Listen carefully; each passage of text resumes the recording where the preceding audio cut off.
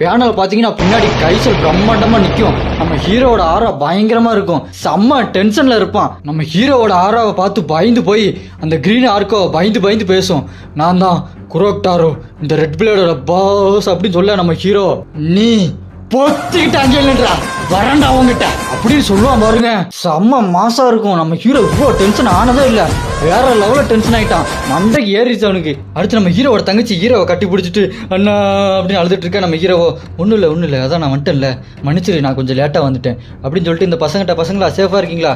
நல்லா இருக்குங்க அப்படின்னு சொல்லிட்டு இருக்கும்போது நம்ம ஹீரோ என் தங்கச்சி ரொம்ப பயந்துருக்கா, இக்ரீஸ் வெளியே வா அப்படின்னு இக்ரீஸ் வெளியே வந்துடுவான். நம்ம ஹீரோவோ இவங்களை பத்திரமா கீழே கொண்டு இறக்கு, என் தங்கச்சியை பத்திரமா பார்த்துக்கோ அப்படின்னு சொல்லிட்டு அப்படின்னு நம்ம ஹீரோ மாசா நிற்க அந்த ஐயா சடம் நடிக்கிட்டு பார்க்கும். நீ உன்னோட சேடா தானே அது எல்லாமே, நீ யாரு, நீ எப்படி எங்க பாச பேசுற அப்படின்னு எல்லா மாசம் கேட்குற மாதிரியே இதுவும் கேட்குது. நம்ம ஹீரோவோ முறைச்சு பார்த்துட்டு இருப்பான். வெறியோட உச்சிக்கே போயிட்டான் நம்ம ஹீரோ.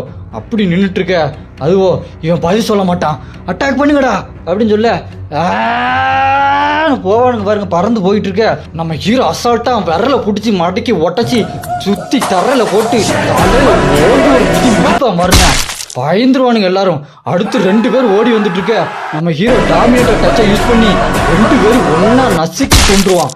அப்படி மாசம் ஒரு பேனலை காட்டுவாங்க பாருங்க. நம்ம ஹீரோ பேடாசா நிற்பான். அடுத்து 8 பேர் 9 பேர் ஓடி வருவானுங்க. நம்ம ஹீரோ வெறியோட உச்சத்திலே இருப்பான். டேகரை கூட எடுக்க மாட்டாங்க, வெறும் கையிலே அவங்க எல்லாத்தையும் கிழிச்சு வயிறு கை காலு எல்லாத்தையும் வெட்டி எடுத்துட்டு போவான் பாருங்க. எல்லாம் மாசா இருக்கும். இந்த சீனை பார்த்து மிரண்டா, நம்ம ஹீரோ இவ்வளோ பேடஸா இருப்பானா அப்படிலாம் நினைக்கிறவங்களாம் கீழே ஃபயர் எமர்ஜியை பறக்க விடுங்க. பாசோ என்னது அப்படின்னு பார்த்துட்டு இருப்பான். நம்ம ஹீரோ அந்த டாமினேட்டர் டச்சை யூஸ் பண்ணி அவன் தங்கச்சி எப்படி அவன் தூக்குனானோ அதே மாதிரி அவன் கழுத்தை பிடிச்சி செவுத்தோட வச்சு தூக்குவான் பாருங்க.